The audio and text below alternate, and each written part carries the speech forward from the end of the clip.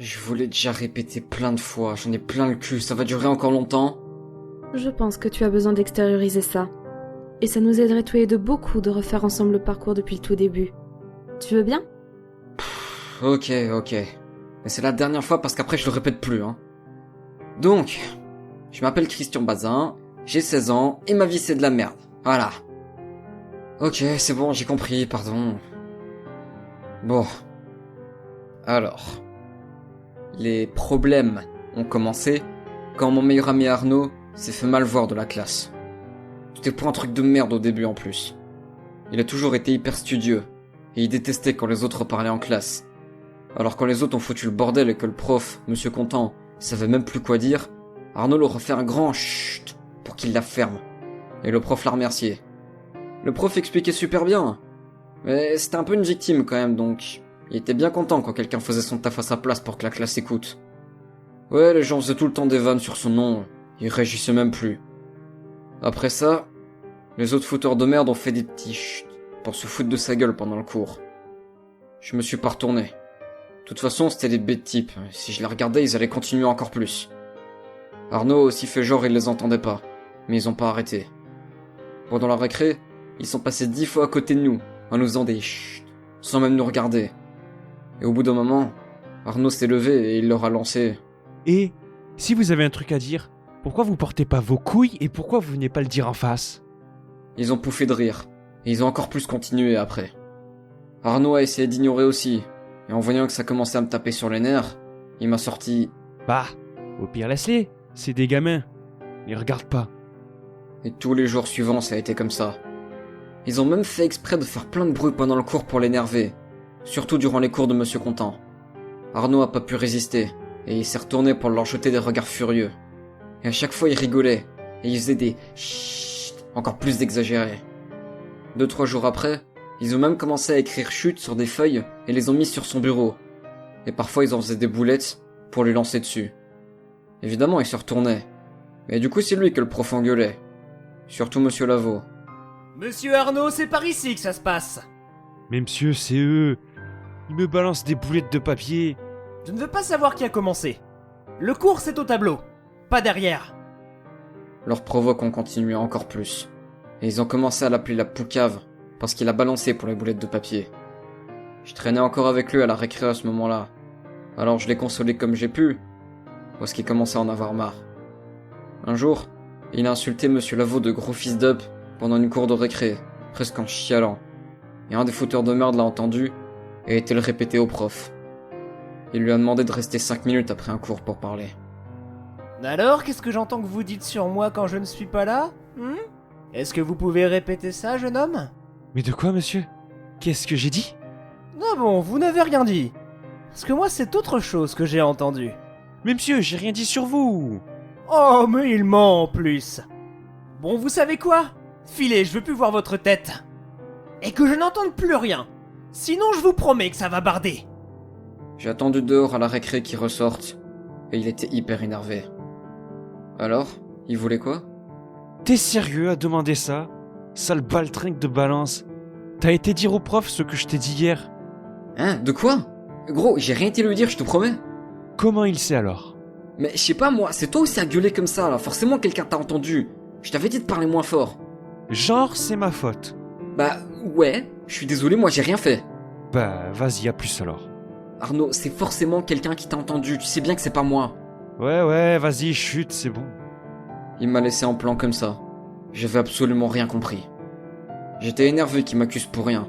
Alors j'ai été voir dans un autre groupe, au récré, et je le laissais tout seul. Maintenant que j'y repense, j'ai plus du tout été le revoir après. Et c'est pas parce qu'il y a eu cette dispute, mais plutôt parce que le harcèlement était encore pire. Et que je voulais juste fuir comme un lâche, pour pas que ça me retombe dessus. Ce qui s'est passé après, c'est que les boulettes de papier sont devenues des petites tapes derrière la tête. Et si Arnaud essayait de répliquer, ils étaient à 3 sur lui. Ils le frappaient pas encore, ils le faisaient juste tomber. Et ils ont commencé à le harceler via les réseaux sociaux après, avec Facebook et Snapchat. Ils faisaient plein d'allusions à lui sans le citer, pour se foutre de sa gueule. Du genre, les poucaves c'est vraiment les pires, vous trouvez pas? Avec plein de réponses positives, et des stories Snapchat dans lesquelles il faisait semblant de tomber par terre en imitant Arnaud. Ça a vraiment dégénéré à partir du jour où Monsieur Canton a félicité Arnaud pour avoir cartonné à une interro. Arnaud, tu as presque fait un sans faute, un grand bravo. Tu as juste fait une petite faute d'inattention, mais sinon c'est super. On voit que tu as bien travaillé. Les harceleurs ont pas juste commencé à répéter cette dernière phrase pour se moquer de lui. Ils ont carrément commencé à propager la rumeur comme quoi Arnaud passait sous le bureau du prof pour devenir son chouchou. Et ils ont balancé encore plein de stories sur lui. Un d'entre eux a par exemple posté une story dans laquelle il disait « Paraît qu'il y a un homosexuel dans la classe, mais je dis pas qui c'est », en se marrant. Arnaud les a super mal regardés le jour suivant. Et il a tellement réagi à insulter le groupe qu'il s'est encore fait engueuler par le prof. Le soir, un des gars a reposté une story pour plus ou moins le menacer, en parlant de nettoyer le sol avec, en l'appelant la lavette, des trucs comme ça. Il a même commencé à parler d'un porno dans lequel il y aurait Arnaud. Et il disait que s'il faisait trop le malin, il allait le publier sur internet. Arnaud est directement allé voir la directrice pour essayer de calmer tout ce bordel. Je l'ai suivi discrètement et j'ai réussi à me foutre derrière la porte pour écouter un peu ce qu'il disait. Alors écoutez-moi bien. Moi, je veux bien vous venir en aide. Mais dans ce que vous me montrez, il y a certes des propos qui ne doivent pas être tenus, mais votre nom n'est pas cité. Donc, tout ce que je peux faire, c'est un rappel pour que les propos homophobes ne soient pas diffusés. Que les propos ne soient pas diffusés. Donc en gros, elle venait clairement de lui dire qu'elle allait étouffer l'affaire. J'étais dégoûté. Surtout que les messages sur Snapchat et Facebook étaient de plus en plus violents et commençaient à comporter des menaces. Genre vraiment des menaces physiques. Et puis des montages d'un personnage qui se faisait fracasser. Et dessous il y avait une flèche pointée avec écrit « Comment on va retrouver une certaine petite pédale de main à la sortie ?» etc. Puis, il y a eu un croche-patte. Et Arnaud est tombé dans les escaliers. Il s'est pas trop fait mal heureusement, mais il a commencé à saigner de la main. Le soir, encore des stories, ironisant sur le fait qu'il allait devoir trouver un certain prof pour le satisfaire, vu que sa main droite était en sang. Toujours sans le citer, bien sûr. Et puis il y a eu d'autres montages. Il y a eu 3 photos, postées par un des harceleurs. Un d'entre eux était un montage nul, dans lequel il y avait une bite pixelisée qui rentrait dans la bouche d'Arnaud. La deuxième, c'était une photo, sortie d'une vidéo porno gay, et ils ont mis sa tête détourée sur un des 2 hommes. Et la troisième, c'était pas un montage. C'était Arnaud, à poil dans sa chambre. On le voyait entièrement. Ça a été le bordel le lendemain à l'école, et ils ont tous été convoqués. Les photos ont été supprimées.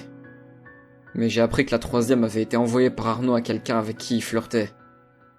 Mais qui connaissait bien un des harceleurs à qui il l'avait filé. Arnaud avait totalement confiance en ce gars-là, mais il s'est fait avoir.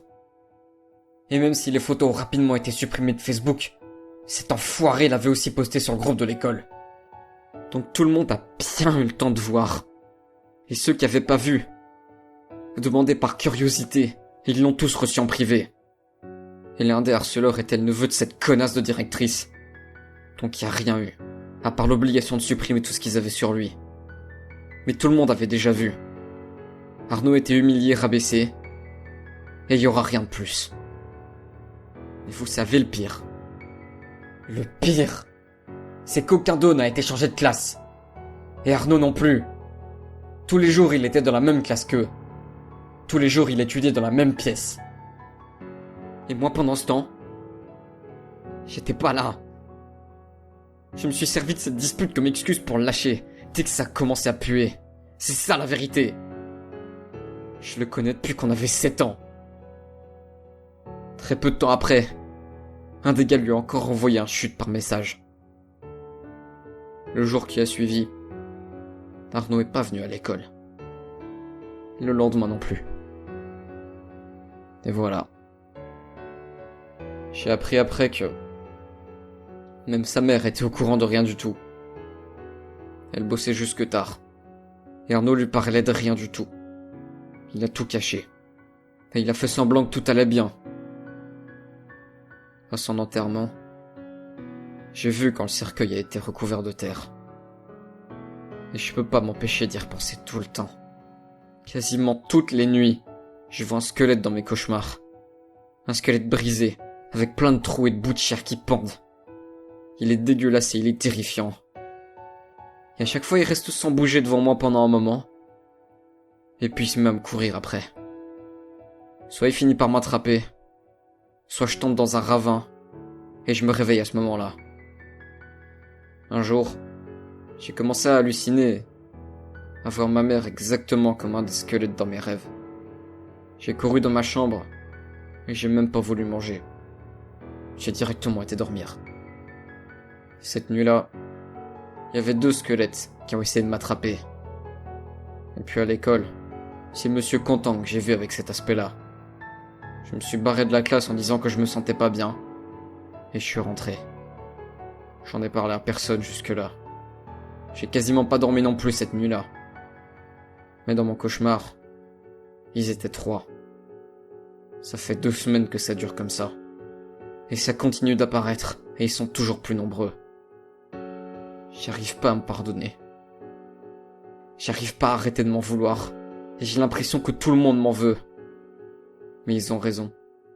Ils ont entièrement raison de me détester. Je serais un connard si je disais qu'il me manque. Parce que c'est de ma faute.